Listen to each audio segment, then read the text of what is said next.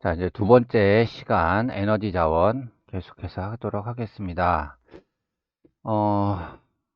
이 자원은 예전 그러니까 교육과정 받기 전에 그 전에 세계지리 책에는 자원이 에너지 자원만 나온 게 아니고 지하 자원, 그러니까 광물 자원도 다 포함되었습니다. 그래서 광물 자원 하면은 뭐 철광석, 뭐 텅스텐, 음, 뭐 각종 내용들, 그 다음에 곡물 식량 자원도 지금 쌀, 밀, 옥수수 요 정도 나오고, 그 다음에 음, 가축 같은 경우는 소, 돼지, 양 요 정도만 나왔는데, 예전에는 뭐 카카오니, 커피, 차 뭐 이런 거, 기호식품, 고무 뭐 이런 것도 다 나와 있었는데 좀 많이 줄었어요.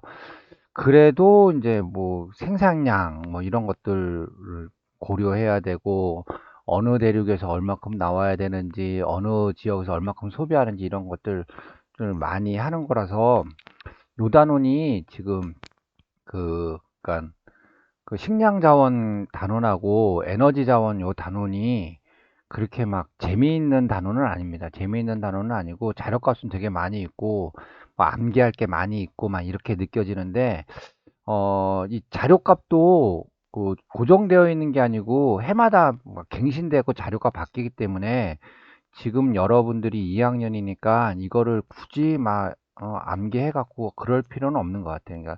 그러니까 이거 그 식량 자원 설명할 때도 봤듯이 대략적인 특징 같은 것만 잘 알아도 큰 무리가 없을 것 같습니다. 이제 에너지 자원 하기 전에 이제 자원의 보편적인 의미부터 이제 하나씩 살펴보도록 하겠습니다. 자원의 의미는 뭐냐면 인간에게 이용 가치가 있고 기술적, 경제적으로 이용 가능한 것 이렇게 되어 있습니다. 어, 번개가 전기 에너지라는 건 다 알고 있습니다. 그렇지? 번개가 전기 에너지라는 건 다 알고 있지? 근데 휴대폰 충전하려고 번개를 휴대폰에 딱 하면은 휴대폰이 터져 나가겠죠? 휴대폰만 터져 나가면 괜찮게 벼락 맞은 어, 벼락 맞은 사람이 되는 거지. 죽을 수도 있죠. 그러니까 벼락이 전기 에너지라는 거, 번개가 이제 전기 에너지는 거라는 걸 알고 있지만 우리는 그걸 기술적으로 이용할 수 없죠. 그래서 그건 자원이 아닙니다. 그래서 기술적으로, 경제적으로.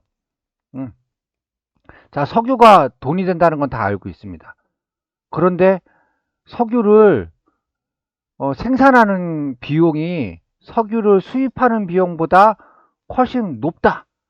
그렇다면 굳이 생산할 필요가 없죠. 수입하는 게 더 싼데. 그러니까 기술적, 경제적으로 이용 가능한 거를 자원 이렇게 얘기합니다. 이런 자원의 특징은 유한성, 편재성, 가변성의 성질을 갖고 있는데, 유한성, 매장량이 한정되어 있다. 언젠가는 고갈되어 없어진다. 화석 에너지, 석유, 석탄, 천연가스 같은 경우는 이제 거의 고갈되는 자원이죠. 그러면 해마다 점점점 쓰면 언젠가는 없어지잖아. 그럼 나중에 어떻게 할 것이냐? 나중에는 새로운 에너지 자원이 개발이 되겠죠. 지금도 석유나 석탄, 천연가스 에너지 자원의 비중을 줄이기 위해서 신재생 에너지나 원자로 에너지 같은 걸 쓰고 있죠. 그다음 편재성. 특정 지역에 편중되어 분포함. 석유 자원이 가장 대표적인 특징입니다. 그러니까 이 석유가 가장 특징입니다. 글씨 쓰고 싶다 막. 마우스로 말고 펜으로 쓰고 싶다. 삐딱하네요. 마음 삐딱한 거지 뭐. 그 다음에 가변성. 편재성은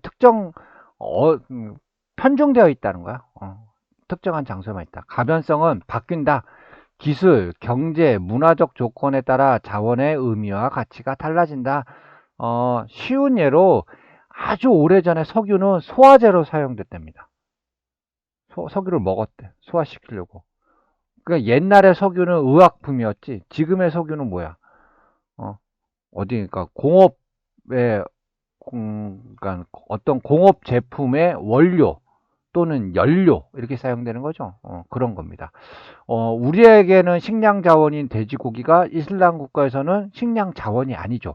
문화적에 따라서 요런 내용들이 이제 달라지게 됩니다. 요게 세 가지가 자원의 특성인데, 요런 게 있다라는 것만 좀 알아두면 되겠습니다.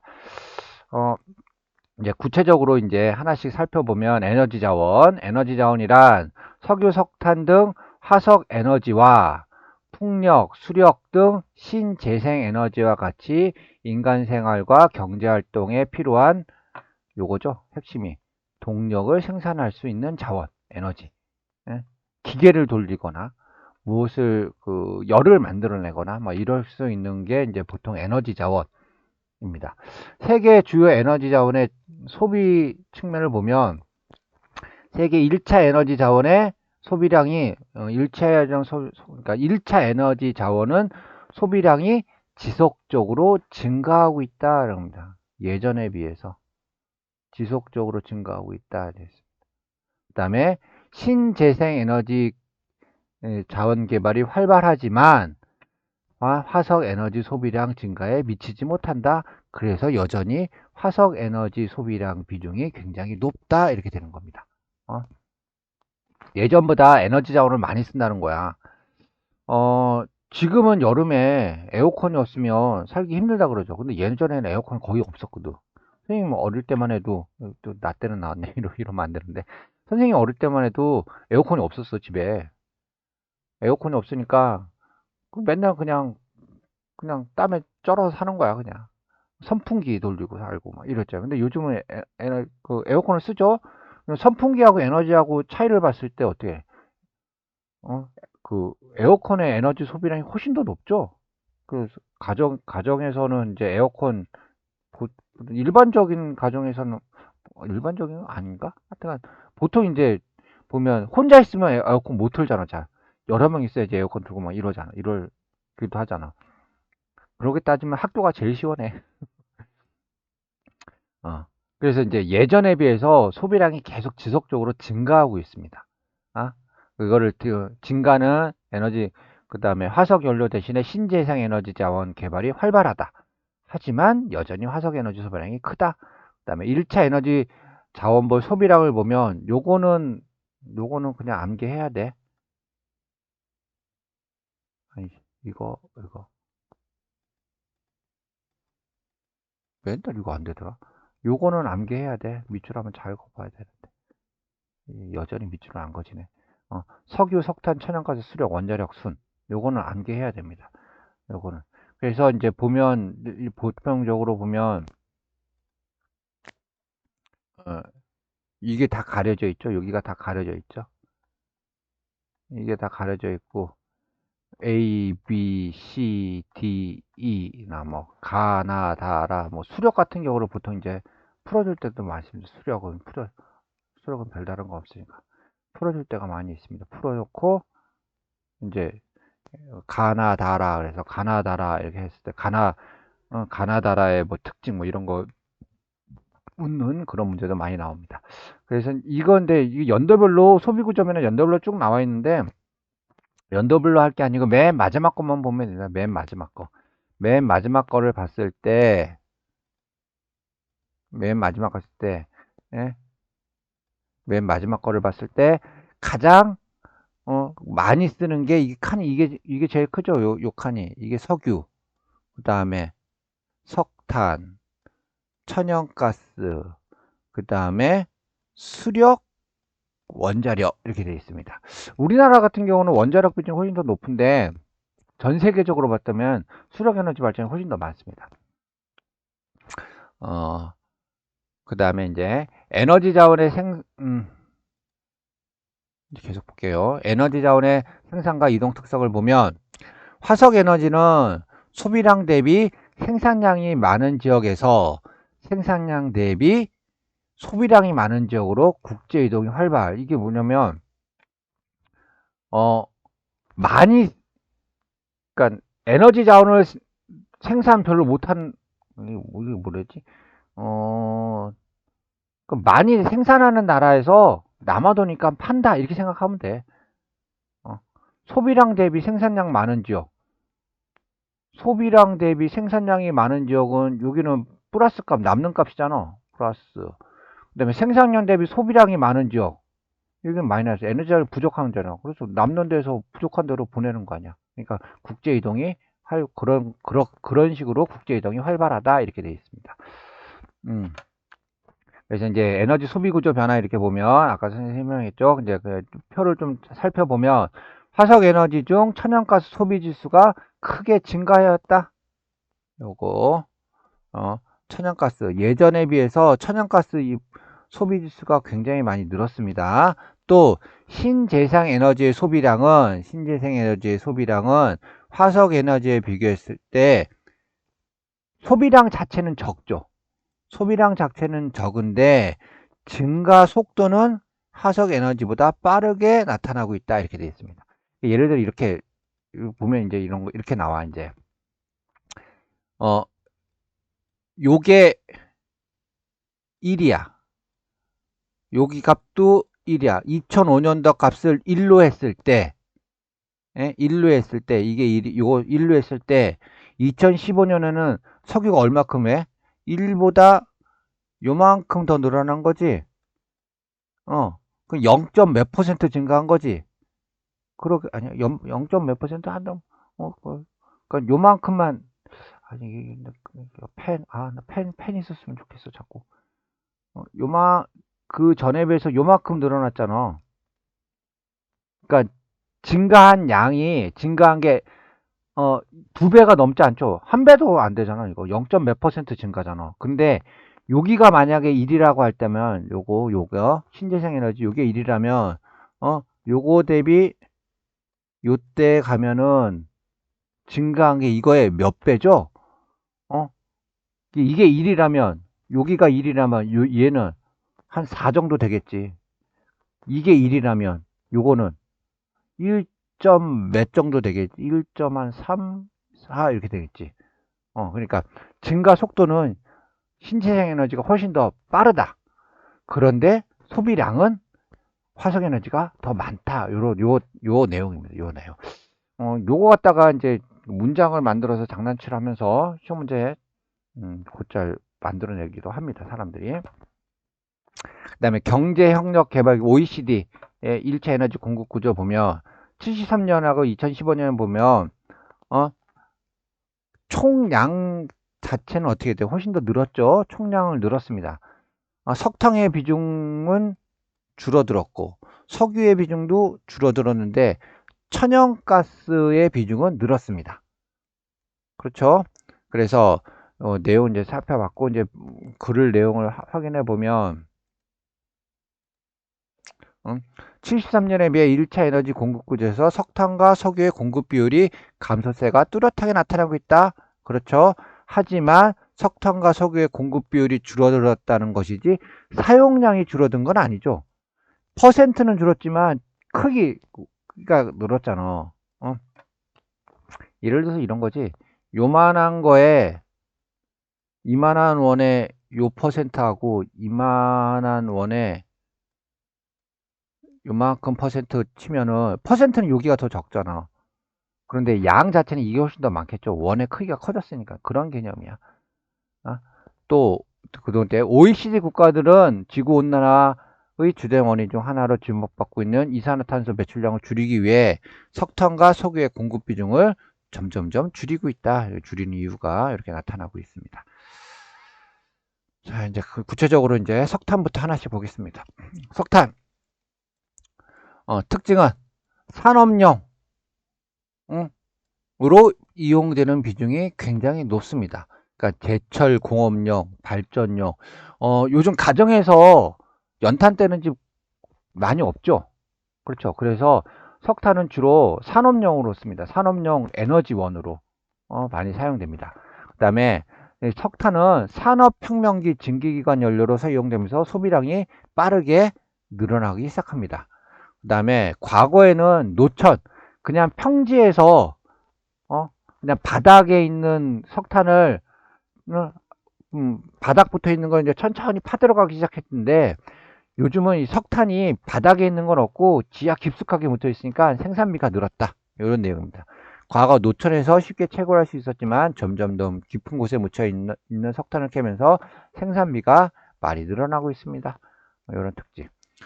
주요 매장 및 분포 사항을 보면 주로 고기 습곡 산지 주변에 매장되어 있습니다. 요런 데 있죠. 여기 요런 데, 그다음에 요런 데 있습니다. 요런 데 주로 있죠. 여기도 주로 있습니다. 그래서 미국의 에팔레치아 산맥, 여기, 예, 오스트레일 그레이트 디바이딩 산맥, 여기, 중계 푸순저 요 동네 같은데 주로 이제 있습니다. 국제 이동 보면 화석 에너지 중에 편재성이 적은 이유 이제 보면 이제 석탄 산지는 굉장히 많이 있죠.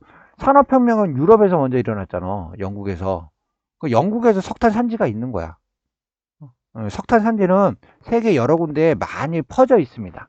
우리나라도 석탄 산지는 있죠. 강원도 가면 석탄 산지가 있잖아. 예전에 석탄을 캤었잖아. 근데 지금은 왜 안 하는 거야? 생산비가 늘어나서 석탄을 캐는데. 그래서 생산비가 늘어났으니까 그거를 생산하느니 수입하는 게 더 싼 거야. 그래서 우리나라는 생산하지 않고 있습니다. 그 다음에 석탄의 이동에서 보시면 호주에서 화살표가 삐져 나오고 있죠. 호주에서 오스트레일리아에 삐져 나오고 있습니다. 이렇게 돼 있으면 이건 석탄 이렇게 얘기하는 거야. 석탄. 국제이동. 화석 에너지 중에서 석탄은 편재성이 적으며 석유나 천연가스에 비해 국제 이동량은 상대적으로 적다 이렇게 되어 있습니다. 상대적으로. 자국에서도 생산하는 나라들이 많이 있으니까 주요 수출국은 인도네시아, 오스트레일리아, 러시아 이런 데가 있고 주요 수입국은 중국, 인도, 일본 이런 데가 있습니다. 중국은 많이 중국과 인도 밑에 설명란데 석탄의 주요 생산국인 중국과 인도는 해당 국가의 공업지대에서 소비되는 양이 많아 오히려 막대한 양의 석탄을 수입하고 있습니다.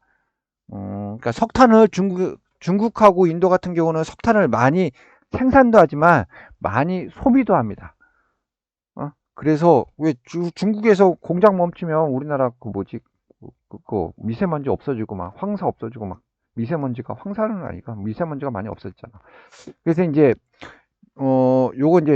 요거는 이동 지도인데 지도고 요거는 좀 여러분 알아두면 좋아요. 이거 알아둬야 됩니다. 이거 에팔레치아 산맥, 그레이트 디바이드, 푸슨 지방 이런 데 있고 그 다음에 오스트레일리아, 호주에서 이렇게 뻗어나오는 선이 있다. 오른쪽에서 뻗어나오는 선이 있다. 그러면 석탄을 얘기하는 거다. 이건 알아야 되는데 요거는 여러분들 이제 1등, 2등, 3등 퍼센트를 암기할 수는 없죠. 1등, 2등, 3등은 보통 이제 암기하라고 그러는데 이것도 몇 년 지나면 또 바뀌니까 그거 말고 특징을 좀 보면 자 옛날 뭐 최근 자료 보면 중국에서 생산 1등은 중국이야. 근데 수입 1등도 중국이야. 중국은 많이 생산하지만 생산하는 것보다 더 많이 사용하기 때문에 수입량이 굉장히 많다. 이게 이제 좀 특징이 되겠습니다. 특징.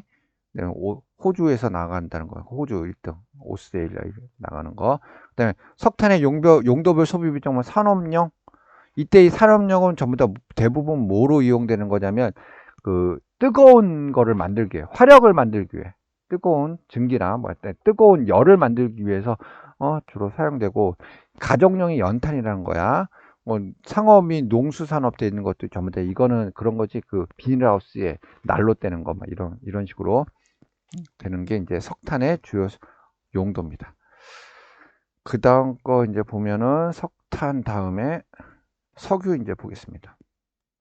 특징은 뭐냐면 19세기 내연기관 발명과 자동차 보급이 확대되면서 소비량이 급증하였다. 내연기가 그 엔진이라고 생각합니다. 자동차 엔진이 가장 대표적인 내연기관이니까 그런 게 보급되면서 소비량이 되게 많았습니다.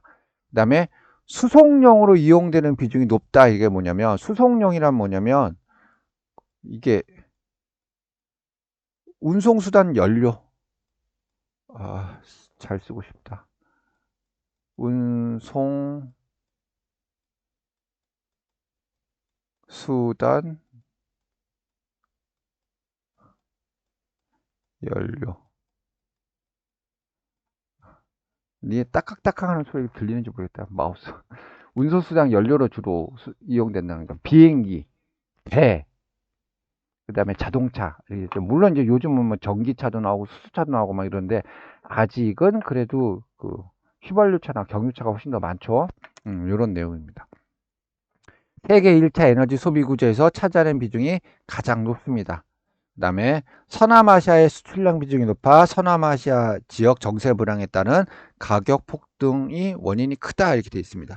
자, 이제 화살표를 이제 여기서 보면 가장 큰 줄기가 뻗어나간 데가 요 동네죠. 요 동네.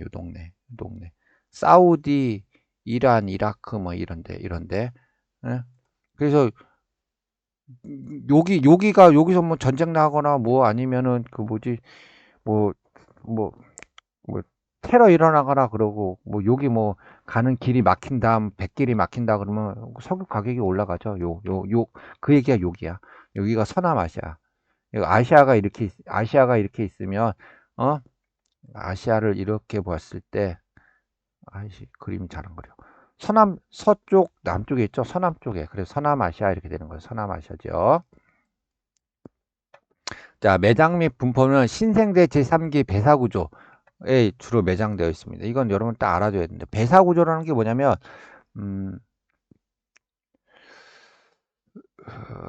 요걸로 할까? 요걸로. 똑같은 색깔이네. 요걸로. 자, 지금 지층이 봤을 때, 예, 이렇게 있다가, 이렇게 되는 거죠. 이런 식이겠죠? 이런 식으로 됐을 때, 예, 이렇게 위로 이렇게 볼록하게 나온 거 요거를 배사구조라 그래. 이렇게 볼록하게 나와 있는데 거기에 요런 데에 주로 석유가 있더라 이겁니다. 그래서 석유가 먼저 발견이 되고요. 석유 위에는 천연가스 이게가 나타납니다. 그래서 이렇게 땅 파고 이렇게 들어가면 천연가스 나오면 그 밑에 석유가 거의 있습니다. 대부분 이런 식으로 이제 분포한다. 됩니다. 그 다음에 세계 매장량의 47%, 한 절반 정도가 서남아시아의 페르시아만 연안에 분포함. 여기를 말하는 거죠, 여기에 주로 이제 매장되어 있습니다. 국제이동, 지역의 편제성이 커서 주로 여기에만, 주요 유전이 주로 여기에만 있기 때문에 국제 이동량이 굉장히 많습니다. 그 다음에 서남아시아 석유 생산 국가의 수출 비중이 굉장히 높다 이렇게 되어 있습니다. 그래서 수출국은 사우디아라비아, 러시아, 이라크 이런 데가 있고 주요 수입국은 중국, 미국, 인도 이런 데가 있습니다. 이것도 마찬가지로 표 그냥 한 번만 확인만 하면 됩니다. 그 다음에 석유의 용도별 소비 비중 이렇게 보면 수송용으로 사용됩니다. 수송용, 자동차 연료. 근데 이때 산업용으로도 이용되는데 이때 산업용으로 이용되는 것 중에 조금 조심해야 될 게 있냐면 그 공장 기계를 돌리기 위해서 열을 발생시켜야 돼. 또는 전기를 만들어야 돼. 그때는 석유보다는 석탄을 씁니다. 왜냐하면 석유보다 석탄이 싸니까. 그렇죠? 그러니까 불만 뜨겁기만 하면 되잖아. 근데 그걸 굳이 석유로 할 필요는 없잖아. 비싼 거. 싼 걸로 하면 되지. 그러면 산업용으로 사용되는 석유는 뭐냐면 여러분 그 입고 있는 옷, 폴리에스테르, 화학 섬유 원료 이런 거, 나일론 이런 거. 여러분들 교복에 있는 그 원단 다 석유에서 뽑아내는 거죠. 그때 쓰는 게 이제 산업용 플라스틱 같은 것도 전부 다 석유 원료로 사용되는 거죠. 이때 이 산업용이라는 건 그때 쓰는 산업용을 말합니다. 가정용에서 쓰는 건 그냥 날로 피운다 이렇게 생각하면 됩니다. 수송용, 산업용. 이때 산업용은 조금 다르다는 거. 석유의 산업용하고 그 내용만 좀 알아두면 되겠습니다. 자, 그 다음 천연가스. 빨리빨리 하고 쉬는 게 낫지? 농담 별로 안 하고 그냥 천연가스 보겠습니다. 천연가스. 산업용 및 가정용으로 사용되는 비중이 높습니다. 그래서 산업용은 주로 발전에, 가정용은 주로 난방에 이용됩니다. 산업용은 발전에, 전기를 만들 때는 열이 필요한데 그 열을 석탄으로 하는 게 아닌가요? 라고 하는데 석탄으로도 많이 씁니다. 그런데 니네 생각해봐. 아파트 단지가 있어. 그 옆에 석탄 화력 발전소가 있어. 그럼 매연 어떡할 거야? 안 되죠. 근데 천연가스의 특징은 뭐냐면 석탄, 석유에 비해 연소시 대기오염 배출량이 적습니다. 매연이 배출이 안 되는 거야. 매연이 배출이 안 되는 거야. 배연 배출량이 적기 때문에 도시 인근에 있는 화력발전소는 주로 천연가스를 사용합니다. 그 다음에 또 냉동 액화 기술 발달로 운반과 사용이 편리해지면서 소비량이 급증함. 여러분 부탄가스 이런 생각하는 거 생각해서 부탄가스 흔들면 무슨 소리 나죠? 그 가스가 굉장히 그 영하 한 160도 정도로 냉각이 돼 갖고 냉각된 다음에 압축돼 갖고 안에 담겨져 있는 거죠. 어. 그러니까 그렇게 하면 이제 수송이 좀 편하죠. 운반도. 그래서 천연가스는 산업용은 발전, 가정용은 난방에 주로 이제 사용됩니다. 매장림 분포 보면 신생대 재산기 배사구조, 석유와 함께 매장되어 있는 경우가 많다 되어 있습니다. 주로 이제 러시아가 좀 많이, 러시아와 카스피아 연화에 많이 매장되어 있습니다. 러시아에서 그래도 나가는 화살표가 되게 많이 있죠.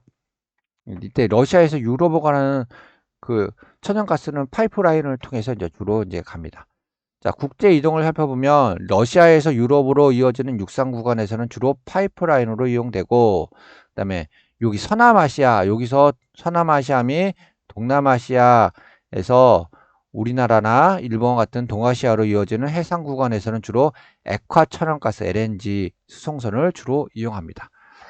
배로 운반하고, 육지로 연결되어 있으면 육지로 연결하고, 육지가 안 되고 그냥 배로 실어 날아야 된다. 뭐 바다를 지나가야 된다 그러면 배로 이어 나르고 이렇게 한다 그냥 얘기죠. 주요 생산국은 미국과 러시아로 세계 천연가스의 40%를 정도 생산하고 있는데 미국은 수출을 별로 안 하죠. 국제 이동량 미국에서 나가는 건 그렇게 많이 있지 않잖아. 여기 서로 왔다 갔다 하는 거고. 근데 미국은 천연가스 생산량도 많지만 수량도 많아 대부분 국내에서 소비하고 있다 되어 있습니다. 그래서 주요 수출국은 러시아, 노르웨이, 카타르 이런 데가 있습니다. 수입국 일본, 중국, 독일은 러시아 거 쓰는 거죠. 일본과 중국에서는 주로 이제 여기 서남아시아에서 나온 거, 카타르에서 나온 걸 좀 많이 사용합니다. 용도별 소비 비중은 산업용. 이때 산업용, 천연가스가 산업용으로 쓰는 건 열을 만들기 위해서 쓰는 거야. 가정용, 난방을 위해서. 상업용 및 공공용 이것도 마찬가지로 대부분 그거야. 그 열을 그 상점에서 아니 그 상점에서라기보다는 음식점에서 불 피울 때 가스불 쓴다. 뭐 이런 내용 이렇게 생각하면 되죠. 그런 내용입니다. 이 석유랑 그렇게 큰 차이가 없기 때문에 요 정도 있어요. 좀 차이점이 있다면 요거지. 여기 이제 여기 석탄 석유에 비해 대기 오염 물질이 적다 이렇게 되어 있습니다. 그러면 천연가스를 많이 사용하면 지구 온난화를 예방할 수 있을까요? 그럴까? 아니지. 그 석유나 또 쓰기 시작했다. 어, 석탄, 석유나 석탄이나 천연가스나 모두 화석연료지. 얘네를 연소시키면 무조건 이산화탄소가 배출이 되죠. 그러니까 석유, 석탄, 천연가스는 그러니까 석유와 석탄을 사용량을 줄이고 천연가스를 많이 사용한다고 해서 지구 온난화를 예방할 수는 없습니다. 천연가스 또한 사용량을 좀 줄이는 게 맞는 거죠. 탄소 배출량을 줄여야 된다는 그런 개념입니다. 그래서 이제 위에서 이제 보면 이거 했었잖아. 이게 석탄과 석유의 공급 비중을 줄인다. 그렇게 하면 되지. 천연가스 공급량을 줄이는 건 아니죠. 그 다음에 천연가스 사용량이 이때보다 늘어나고 있는 거는 뭐냐면 그 대기오염 물질이 적기 때문에 사용량을 줄인다. 이렇게 보는 게 맞습니다. 그 다음 천연가스 그 다음에 이제 이거는 좀 자료 값이 좀 괜찮아서 선생님이 좀 따왔는데 석탄, 석유, 천연가스 지역별 대륙별 생산과 소비 비중 변화 이렇게 되어 있습니다. 이제 하나씩 이제 보면 석탄은 아시아, 오세아니아에서 생산과 소비 비중이 크게 증가하고 있으며 상대적으로 유럽과 앵글로 아메리카는 소비 비중이 크게 감소하고 있다 이렇게 됐습니다. 그래서 자, 그래요. 석탄의 소비를 보면 오세아니아는 옛날에 비해서 아세아하고 오세아니아 있는 지역에서는 사용량이 소비 비중이 증가했죠? 예전에 비해서 많이 증가했습니다. 이때 호주에서 석탄 소비량이 증가했나? 어, 호주는 그런 거, 뭐, 친환경인데 왜 그럴까 하는데, 여기 아시아 값이 들어가는 거죠. 중국 소비를 생각하면 됩니다. 중국 소비. 엄청나게 늘었죠? 그 다음에, 천연가스의 경우는 유럽과 앵글로 아메리카의 소비 비중이 매우 높게 나타나고 있다. 천연가스의 소비 비중은 앵글로 아메리카, 여기가 높고요. 그 다음에 유럽, 여기 비중이 높습니다. 여기 비중이 높게 나타나고 있다. 이는 경제 발전 수준이 높은 선진국이 많이 위치한 유럽과 앵글로 아메리카에서는 경우 상대적으로 대기오염 배출량이 적은 천연가스 소비 비중을 늘리고 있다라는 겁니다. 대기오염 배출량이 적기 때문에. 반면에 유럽과 딴 색깔로 할까? 유럽과 앵글로 아메리카에서는 석탄의 소비량은 과거에 비해서 줄어들었죠. 아시아는 많이 늘었는데 이런 개념입니다. 그 다음 계속 볼게요. 이제 석유는 석탄 천연가스에 비해 상대적으로 서남아시아의 생산 비중이 높게 나타난다. 석유는 서남아시아의 생산 비중이 다른 지역보다 생산 비중이 높게 나타난다. 이렇게 되는 겁니다. 요게 이제, 지금 하나, 둘, 세 개가 요 자료 분석 요거에 해당하는 내용입니다. 요거에 해당하는 거야. 그러면 이게 이제 보통 이게 뭐 A, B, C 이렇게 돼 있죠. 그러면 석유, 석탄, 천연가스 찾아갖고 그다음 뭐 질문에 답을 해야겠죠. 그다음에 경제발전 수준에 따른 화석에너지 연발 소비구조 변화 이거 보겠습니다. 똑같은 얘기야.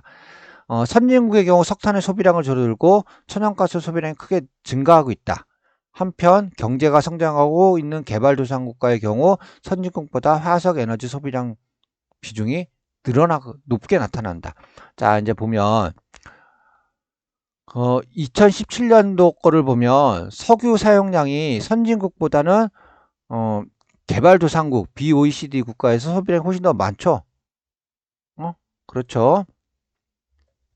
그 다음에 그 화석 에너지 소비 비율 자체가 2017년도에 보면 다 높잖아. 여기보다 얘가 높고 얘보다 얘가 높고 얘보다 얘가 이렇게 높게 나타나잖아. 그 다음에 선진국가의 같은 OECD 국가에서 보면 석탄의 소비량은 줄어들고 있고, 자, 석탄의 소비량은 예전에 비해서 OECD 국가는 이건 줄어들었죠? 줄어들었죠? 2017년에 줄어들었죠? 요 내용입니다.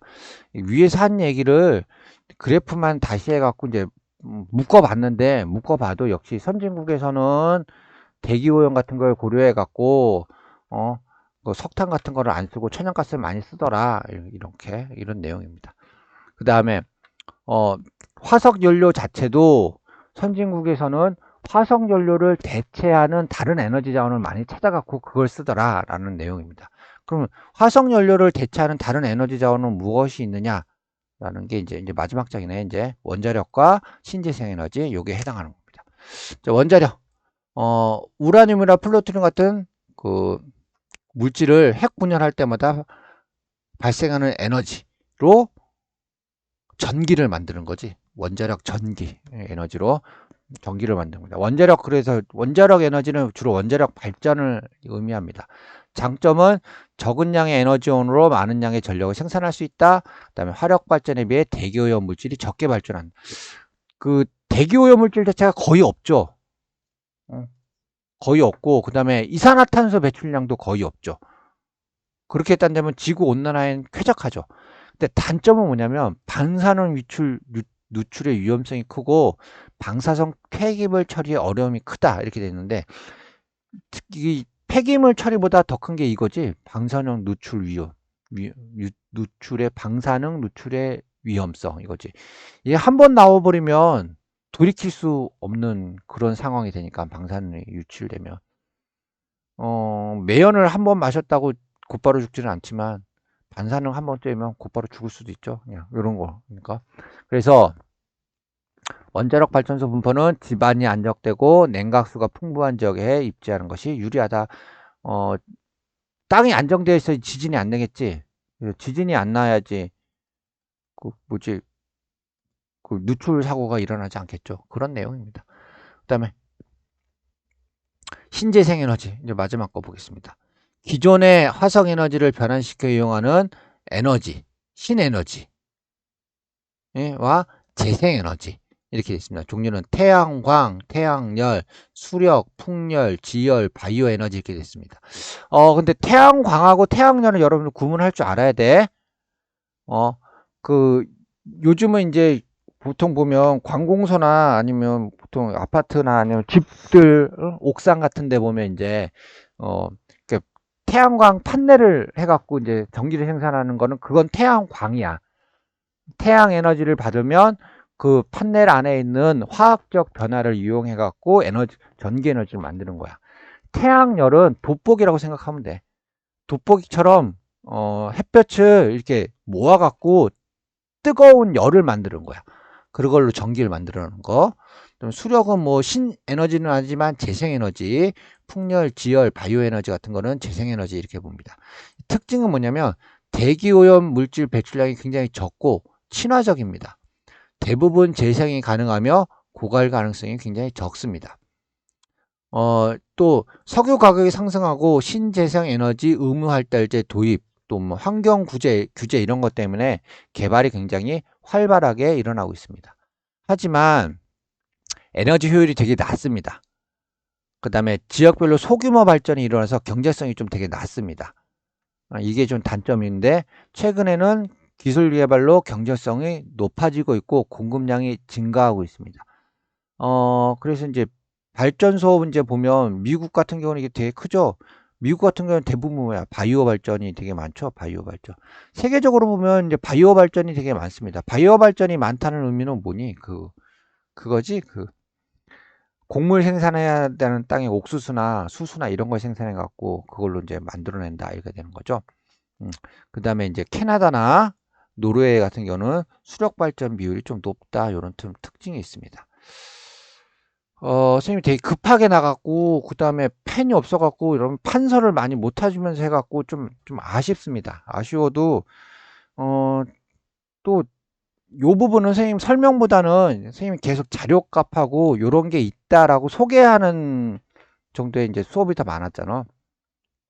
그리고 내용이 그렇게 어려운 건 아니기 때문에 어디에 뭐가 있다, 이제 그래프 보는 법, 주로 이제 그런 거를 이제 주로 이제 여러분들한테 이제 안내하고 수업을 했는데, 요 단어는 원래 좀 특징이 이래. 특징이 좀 이렇고, 이거를 뭐 암기하는 방법을 해준다. 그런데 선생님이 이거를 뭐 굳이 막 이렇게 막 달달달 암기할 필요는 있나? 막 그런 느낌도 많이 들어요. 근데 막 다만 이제 지도를 봤을 때, 이런 거 볼 때, 이건 석탄이고, 이건 석유고, 이건 천연가스다. 이 정도는 알아줘야죠. 이제 이 정도 알아줄 때 특징을 알려줬잖아. 여기서 나가면 여기서만 많이 나간다. 석유. 여기서도 많이 나간다. 러시아 이런 데 많이 나가면 천연가스. 그 다음에 호주에서 이렇게 나가는 게 있다. 석탄 이런 것도 많이 해줬죠. 그런 개념도 좀 알고 있으면 좋을 듯 합니다. 계약하자마자 수업이 좀 길어갖고 좀 미안하기도 한데, 지금 이렇게 해야지 여러분들 그 등교 수업할 때 그 도시 파트 나갈 때 좀 어려운 설명을 좀 여유 있게 할 수 있거든. 그래서 오늘 좀 무리를 해서라도 좀 많이 나갔습니다. 2시간 동안 듣는다고 고생했습니다. 오늘은 여기까지 하겠습니다.